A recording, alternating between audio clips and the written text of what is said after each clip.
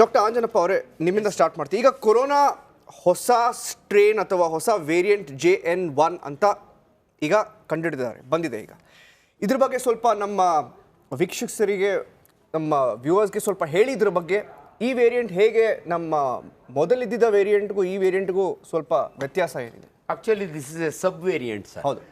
ಈ ವೈರಸ್ ಇದೆಯಲ್ಲ ಸರ್, ಅದಕ್ಕೊಂದು ಹುಟ್ಟು ಗುಣ ಇದೆ, ಮ್ಯೂಟೇಷನ್ ಆಗೋದು.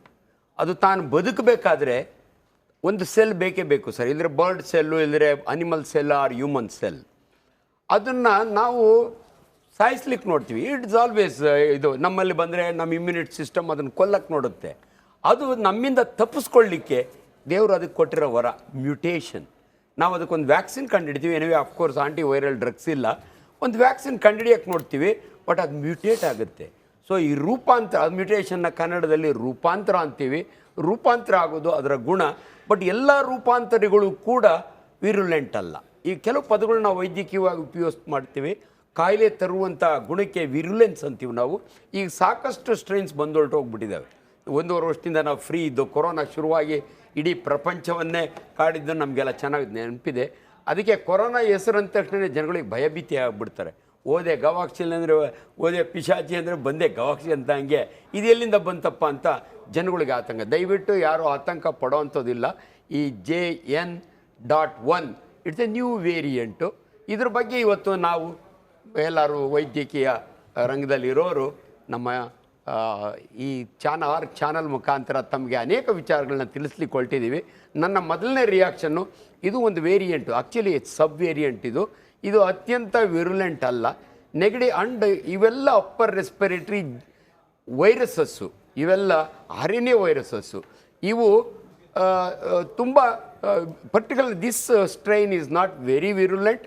ಬಟ್ ಎಲ್ಲ ವೈರಸ್ಗಳಲ್ಲಿ 3 ಇದ್ದೇ ಇರುತ್ತೆ ಸರ್. ನೆಗಡಿ, ಕೆಮ್ಮು, ಜ್ವರ. ಅದು ಬಂದಿದೆ. ಒಂದು ಕಡೆ ಎಲ್ಲ ನಾವು ಕೂಡ it is easy to manage ಅಂತ ಹೇಳ್ತೇವೆ. ಡಾಕ್ಟರ್ ದಾಮ್ಲೆ, ಈ ರೂಪಾಂತರ ಆಗ್ತಾ ಅದು ಮನುಷ್ಯನ ದೇಹಕ್ಕೆ ಉಂಟು ಮಾಡೋ ಪರಿಣಾಮಗಳ ತೀವ್ರತೆ ಕೂಡ ಕಡಿಮೆ ಆಗ್ತಾ ಬಂತ? ಇದೊಂದು ಸಹಜ ಪ್ರಶ್ನೆ. ಒಮಿಕ್ರಾನ್ ಅಂದ್ರು, ಅದು ಅದಕ್ಕಿಂತ ಮುಂಚಿನ ವೇರಿಯಂಟ್ ಏನಿತ್ತು ಅದಕ್ಕಿಂತ ಲೆಸ್ ಹಾರ್ಮ್ಲೆಸ್ ಅನ್ನೋ ಥರದಲ್ಲಿ ಬಂತು, ಲೆಸ್ ಹಾರ್ಮ್ಫುಲ್ ಅಂತ ಬಂತು. ಈಗ JN.1 ಬಂದರೂ ಕೂಡ ಹೆಚ್ಚಿಗೆ ಆಪತ್ತು ಅಥವಾ ಆತಂಕ ಪಡುವ ಅವಶ್ಯಕತೆ ಇಲ್ಲ ಅನ್ನೋ ರೀತಿಯಲ್ಲಿ ಚರ್ಚೆ. ಸರಿನಾ ಇದು ಅಂತ? ವೇರಿಯಂಟ್ ಅಂತ ಹೇಳಿದರೆ ಅದರ ಪ್ರೋಟೀನ್ ಸ್ಟ್ರಕ್ಚರ್ ಚೇಂಜ್ ಆಗಿದೆ ಅಂತ ಅರ್ಥ.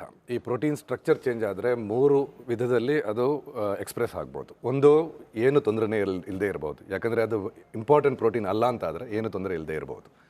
ಎರಡನೇದು, ಆ ಪ್ರೋಟೀನ್ ಚೇಂಜ್ ಆದದ್ರಿಂದ ಅದಕ್ಕೆ ಆತಂಕ ಆಗ್ಬೋದು, ವೈರಸ್ಸಿಗೆ ಕೆಟ್ಟದಾಗ್ಬೋದು, ವೈರಸ್ಸೇ ಸತ್ತೋಗ್ಬೋದು, ಅಥವಾ ವೈರಸ್ಸಿನ ಸೋಂಕು ನೀವು ಹೇಳ್ದಂಗೆ ಕಡಿಮೆ ಆಗಿರ್ಬೋದು. ಸೊ ಅದು ಯೂಶ್ವಲಿ ಆಗುತ್ತೆ over A period of time. ಯಾವುದೇ ವೈರಸ್ ಇದ್ದು ಇನ್ಫೆಕ್ಷನ್ ಕಂಟಿನ್ಯೂಸ್ ಆದಂಗೆ ನಮ್ಮಲ್ಲಿ ಇಮ್ಯುನಿಟಿ ಬೆಳೆದಂಗೆ ಅದರ ವಿರುಲೆನ್ಸ್ ಕಡಿಮೆ ಆಗುತ್ತೆ. ಲಾಸ್ಟ್ಲಿ ಏನು ಆಗೋದೇನೂ ಇರ್ಬೋದು because of the mutation. So ಈಗ ನಾವು ನೋಡಿದ್ರೆ ಎಲ್ಲರೂ ವ್ಯಾಕ್ಸಿನ್ ತೊಗೊಂಡಿದ್ದಾರೆ. ಆಲ್ಮೋಸ್ಟ್ 90% ಜನ ನಮ್ಮ ದೇಶದಲ್ಲಿ ವ್ಯಾಕ್ಸಿನ್ ತೊಗೊಂಡಿದ್ದಾರೆ. ವ್ಯಾಕ್ಸಿನ್ ತೊಗೊಂಡಿದ್ದರಿಂದ ನಮ್ಮಲ್ಲಿ ಇಮ್ಯುನಿಟಿ ಬಂದಿದೆ. ಆ ಇಮ್ಯುನಿಟಿಯಿಂದಾಗಿ ಇದರ ವಿರುಲೆನ್ಸ್ ಕಮ್ಮಿ ಇದೆಯಾ ಅಥವಾ ವೈರಸ್ಸೇ ವಿರುಲೆಂಟ್ ಕಮ್ಮಿ ಆಗಿದೆಯಾ ಅಂತ ಹೇಳೋದು ಕಷ್ಟ.